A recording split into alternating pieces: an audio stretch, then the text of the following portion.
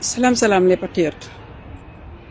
Gis ngeen démb nag pratiquement on a investi les radios, les télévisions, on a investi les médias parce que lii mooy Pastef en fait. Man nag démb j'ai préféré suivre Abbas Fall parce que ñeneen ñi mën naa leen jël en différé parce que Abbas c'est le maire de Dakar, il n'est pas n'importe qui. Ensuite il était au cœur des négociations moom ak El Malick Ndiaye. Donc moom lépp lu mu wax rek da koo teg ci yoon te def na ay révélations yu bëri kon ce qui veut dire que le locataire du palais ndeysaan ñi ko wàcc woon ñi ko doon wax lu bon ki nga xam ne moo taxawoon naan Ousmane Sonko lu tax nga tànnal ñu kii muy Mimi Touré ak ñeneen ñooñu la Diomaye jox nopp. waaye man li ma merloo ci interview yi ma jot a dégluwaat ci suba si yëpp mooy lenn waa Pastef nag yéen a ngi bëgg a wayadi vraiment yéen a ngi bëgg a wayadi. Mais arrêtez de dire que Diomaye est un frère de parti. Il n'est plus votre frère de parti. Mais arrêtez-les. Vous induisez en erreur même les sympathisants et les patriotes. Diomaye n'est plus notre frère de parti. Diomaye bokkatul Pastef. Légui texte yi dak nañ ko bu yag té congrès lay xamné dak nañ ko. Moy 1. De 2.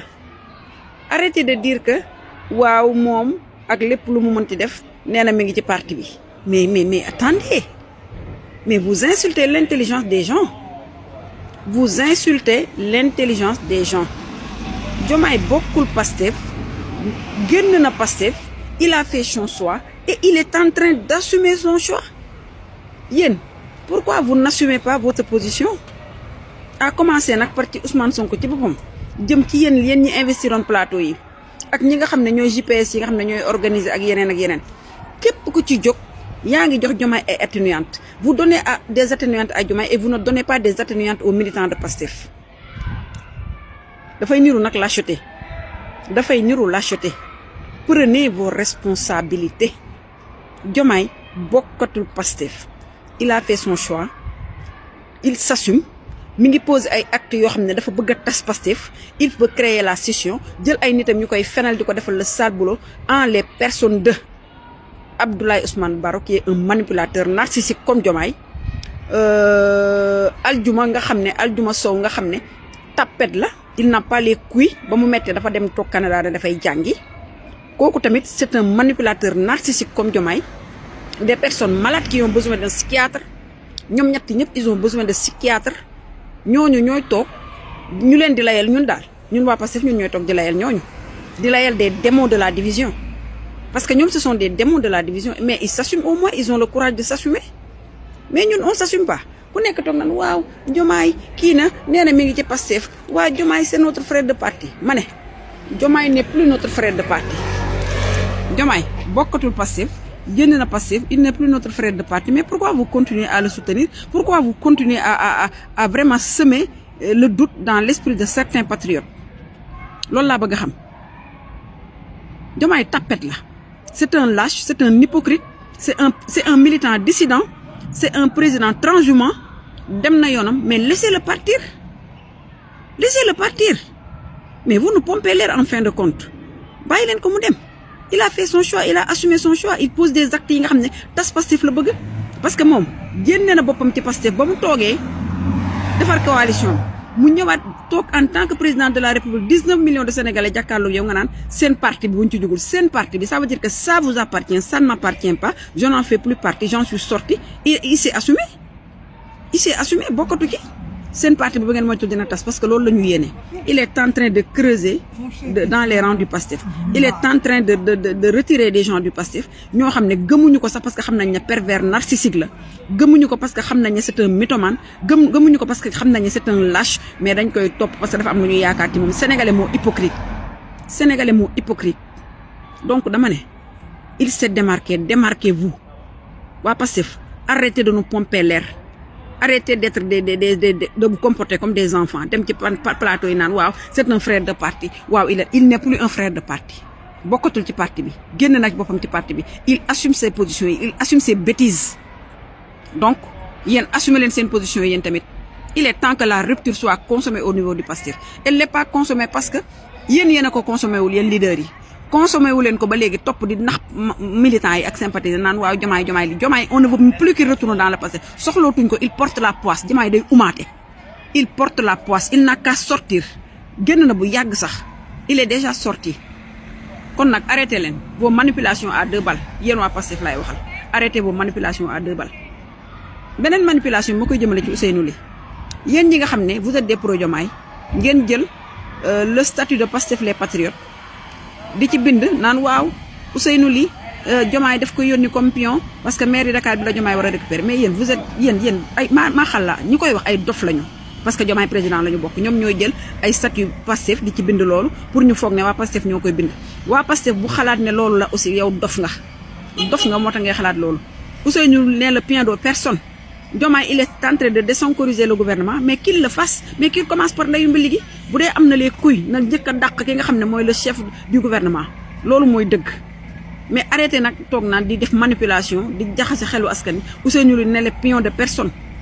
Ousseynou Ly man je le gis gënuma ko nekk patriote mais mere woon naa ko parce que demoon na fenn ba ñu koy monter contre le Pastef loolu commencé woon na ko ça je le concède. d'accord naa ci politique addition la du soustraction def na erreur xam na ne def na erreur parce que toogoon na fi di layal loo xam ne waru ko woon a layal au profit de Diomaye mës na ko fi def ñu koy laaj kan moo kii parti bi kan mooy Pastef mu ragal a wax Ousmane Sonko nanguwul a tudd turam loolu c'est de la lâcheté de sa part loolu je le reconnais erreur la bu mu defoon jéggalu na ko ñëwaat vers les patriotes mais acceptez-le nit day juum et en plus Diomaye c'est un narcissique dafay jënd ay nit dafay waxloo ay nit lu ñu warul wax dafay piéger ay nit te ci piège boobu la dugaloon coordinateur yu bëri tey coordinateur yu bëri génn nañ ci piège boobu bi mu leen rencontré ba pare dafa commencé di yónni ay nit ñu leen di woo par benn di leen proposer ay terrain di leen proposer yeneen ak yeneen coordinateur yu bëri génn nañ ci loolu parce que xam nañ ne ay fen la fii coordinateur buñ fi may terrain Ousmane Sonko bu ñëwee dina nangu terrain bi di nga ko delloo parce que moomuloo ko ki la ko may moomu ko da ko sàcc alalu askan bi la Diomaye lu mu fi may coordinateur da ko sàcc alalu askan bi la tu es coordinateur mais sois humble sois digne reste coordinateur fais ton travail demee loo war a jot di nga ko jot te yàlla rek tax sa wërsëg di nga ko jot te yàlla rek tax on n'est pas coordinateur pour rien mais on n'est pas coordinateur aussi pour être dans des roublardises non donc Ousseynou Ly may leen ko jàmm ngeen bàyyi ko déjà am na naqar parce que fi mu nekkoon dindi nañ ko fa il est revenu vers le parti mais on l'accueille à bras ouverts c'est ça le patriotisme on doit savoir pardonner ki ñu dul pardonner nag mooy Diomaye le tyran le lâche le machiavélique kooku la ñu mënul pardonner parce que il œuvre pour diviser le Pastef et le Pastef ne l'acceptera pas won nañ ko nag ne ko doo dara leader yi nga xam ne dem nañu ci plateau yi dem nee nañ ko doo fi dara gënoo méritant sax le plus petit le dernier militant venu yow ak ñëpp yéen a yem ci parti bi tu n'es pas extraordinaire et tu n'es pas indispensable donc loolu yëpp won nañ ko te xam na ne ñoom ñëpp won nañ ko ne ko ñun ànduñoo ak yow Ousmane Sonko la ñu àndal c'est clair. won nañ ko ne ko ñun ànduñoo ak yow Ousmane Sonko la ñu àndal loolu c'est clair ku nekk def nga jël nga sa position donc sama gaay focus comme li Amadou Ba le verbe focuser dugal nañ ko ci lexique gu Pastef je focus tu focus il focus nous focusons vous focussez et il focus pour le projet Ousmane Sonko nag mooy projet bi Sonko yaaboo li ngay bañ a dégg Diomaye Ousmane Sonko dañoo personnaliser suñu projet le porteur du projet le charismatique l'éveilleur des consciences ki nga xam ne tey ji moo tax Sénégal duggul ci restructuration ki nga xam ne tey Sénégal rek lay liggéeyal te moo ko tax a jóg ki nga xam ne moo la joxoñ nga falu kooku mooy borom projet bi kooku mooy borom Sénégal kooku mooy borom presse kooku mooy borom Sénégal vision 2050 bu la naqaree da ngay xaru wala nga génn Sénégal delloo bagage yi attanoo ko bilaay attanoo sa sakara yu nekk sa bopp bay attan bagage su Sénégal mosoo koo attan ñoo la doon sagar rek di la sang ba nga set diw la ba nga niin tag la ci kaw PSF stal di la wone tey nag nga taxaw bëgg ñoo won ne du woon yéen ma ne bu dul ñun du mës a doon yow Diomaye sa présidence gi xam nga ne dee ko gën